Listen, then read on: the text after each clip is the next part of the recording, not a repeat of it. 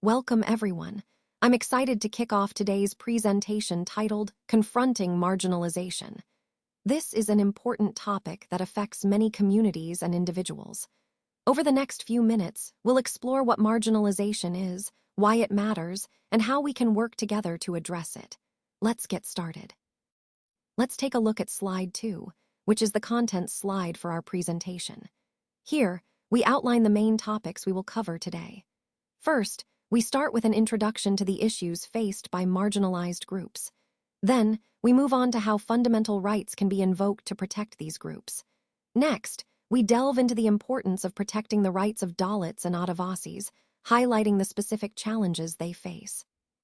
We will also look at the ongoing efforts and the continued struggles, as indicated by the continue point. Then, we explore the specific demands of Adivasis and the key legislation from 1989, which aims to address their concerns. Following that, we will conclude by summarizing the main takeaways. Additionally, we will examine the laws for the marginalized groups, focusing on legal frameworks designed to safeguard their rights. We'll also analyze how the 1989 Act, the Scheduled Castes and Scheduled Tribes, Prevention of Atrocities Act, distinguishes between different levels of crimes, emphasizing its importance in protecting vulnerable communities. Overall, this slide provides a roadmap for our discussion today, helping us understand the structure and key themes of our presentation. Let's explore the concept of marginalization. Essentially, it's the process where certain individuals or groups are pushed to the edges of society and given lesser importance. This is mainly a social phenomenon, often seen when a minority or subgroup is excluded, and their needs or desires are ignored. It's important to understand that marginalization isn't just about social exclusion. It also has deep roots in inequality. Now, confronting marginalization involves how groups and individuals challenge these unfair structures.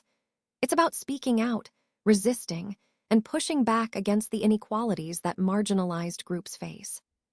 Interestingly, many marginalized groups have roots in fundamental rights. Because of this, they've been able to pressure the government into enforcing laws that protect their rights. For example, through activism and advocacy, they've influenced legal reforms that benefit them. They've also played a crucial role in shaping new laws. A notable example is the abolition of untouchability, which was a direct response to social demands for equality and justice. The Constitution aims to promote social and cultural justice for these marginalized groups. It's designed to ensure everyone has equal rights and opportunities. Moreover, the government has implemented various schemes and policies specifically targeted at uplifting marginalized communities, making ongoing efforts to promote their welfare.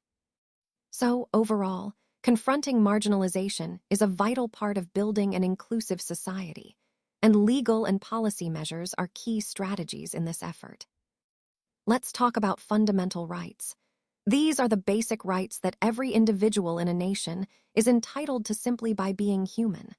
They form the foundation for equality and justice in our society. Now, many marginalized groups like Adivasis, Dalits, Muslims, women, and others argue that as citizens of a democratic country, they inherently possess these rights, and these rights must be respected and upheld for everyone. Interestingly, the idea of fundamental rights was inspired by the American Constitution, which shows how different nations influence each other in establishing principles of justice.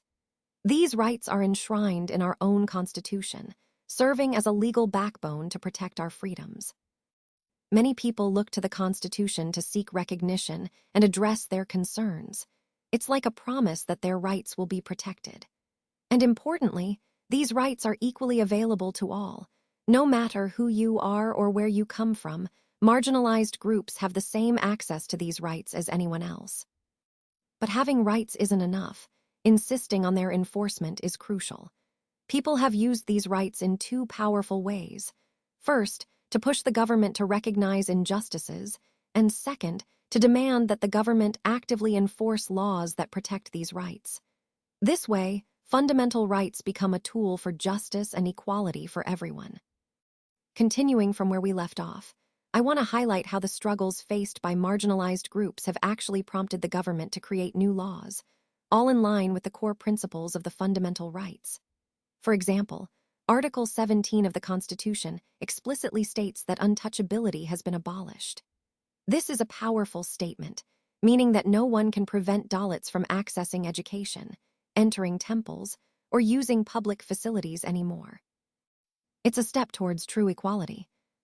Similarly, Article 15 of the Constitution clearly prohibits discrimination based on religion, race, caste, sex, or place of birth. This has been a crucial tool for Dalits and other marginalized groups to fight for their rights and seek equality where it's been denied for so long. There are also various other provisions under the Constitution that protect against exploitation of marginalized communities. Over time, these groups have raised their voices, sometimes loudly, to demand fair and just treatment. And their efforts have played a vital role in shaping laws that aim to create a more equal society. All of these points connect to the broader theme of our presentation, that the fight for equality and justice is ongoing, and laws are essential tools in ensuring that marginalized groups are recognized and protected. Let's talk about the laws for marginalized groups in our country. There are specific laws and policies designed to support these communities. The government actively promotes such policies to create opportunities for groups that have historically been left behind. For example, they provide free or subsidized hostels for students from Dalit and Adivasi communities, helping to improve access to education. One of the most important and sometimes controversial policies is the reservation system. This system reserves seats in schools, colleges, and government jobs for Dalits and Adivasis. The core idea is that, historically, these groups were denied opportunities to learn and work, which hindered their development. So, reservations aim to address those past injustices and promote social justice. Governments across India maintain lists of scheduled castes, or Dalits, and scheduled tribes, along with other backward castes. The central government also has its own lists. When students or job applicants apply, they need to provide proof of their caste or tribe, usually through certificates. There are also various scholarship programs run by the government to support marginalized students financially. Beyond education, laws have been enacted to protect their wages, cultural rights, educational rights, and safeguard them against exploitation. All these measures are part of a broader effort to promote equality and social justice, ensuring that marginalized groups have opportunities to thrive and contribute to society. Let's talk about how our country protects the rights of Dalits and Adivasis. We have specific laws in place to guard these marginalized communities against discrimination and exploitation. One important law is the Scheduled Castes and the Scheduled Tribes Prevention of Atrocities Act, which was enacted in 1989. This law aims to protect Dalits and Adivasis from the violence and domination often inflicted by more powerful castes. During this period, we saw the rise of assertive Dalit groups who started to stand up for their rights.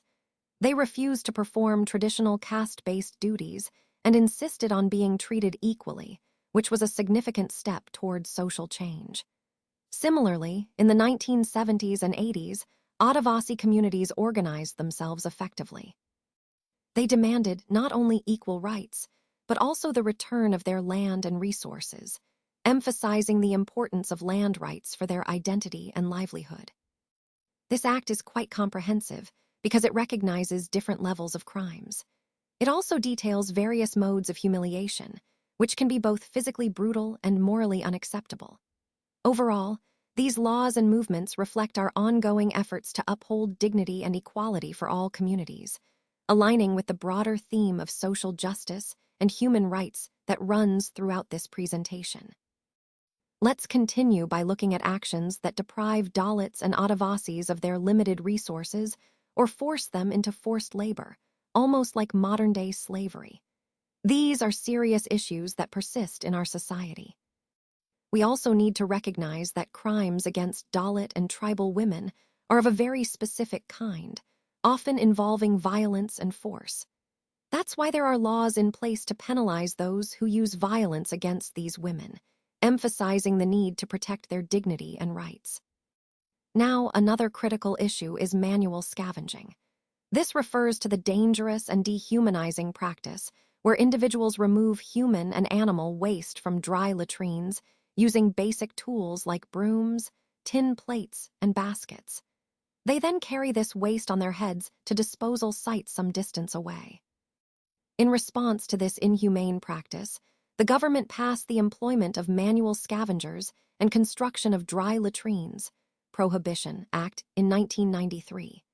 This law explicitly bans the employment of manual scavengers and also prohibits the construction of dry latrines, an important step toward ending this hazardous work. Despite these legal measures, we still see instances of atrocities against Dalits, minorities, and the lower sections of society. This ongoing problem highlights the urgent need for stricter enforcement and genuine implementation of these laws. Most recently, the tragic deaths of sewage workers have brought this issue sharply into focus. It's a grim reminder that, even in this advanced era of technology, we still rely heavily on manual scavenging. This is unacceptable, and it calls for immediate action to ensure safer, more humane working conditions for everyone. Let's take a closer look at the Scheduled Castes and the Scheduled Tribes, Prevention of Atrocities, Act, 1989. This legislation was actually created in response to the persistent demands from Dalits and tribal communities who wanted the government to recognize and address the daily injustices they face. It's not just about listing crimes, it's about acknowledging the severity of the treatment and humiliation they endure regularly. What's really important here is that this act does two things. First, it defines and criminalizes those terrible acts of violence, discrimination, and humiliation that are often committed against these marginalized groups. But beyond that, it also serves a bigger purpose. It helps us understand what humans are capable of when hatred or prejudice takes hold. This dual purpose, punishing wrongdoers and shaping our attitudes, underscores the importance of laws like this. They remind us that laws are not just about punishment, but also about guiding our behavior and promoting respect and dignity for everyone. So, this act is a crucial part of our ongoing effort to foster a more just and equitable society. In this slide, we see that the act clearly distinguishes several levels of crimes, especially those that target the dignity and safety of marginalized communities.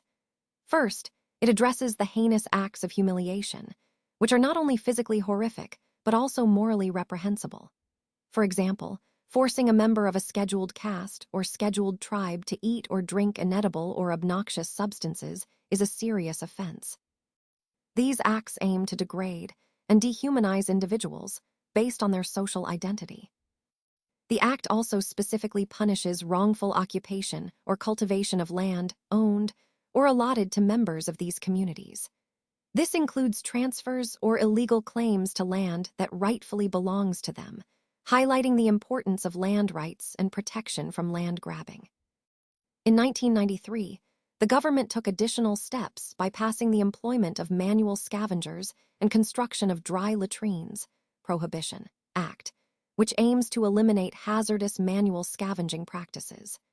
You can see members of the Safi Karamchari Andalan actively working to demolish unsafe dry latrines, symbolizing the ongoing efforts to improve dignity and safety.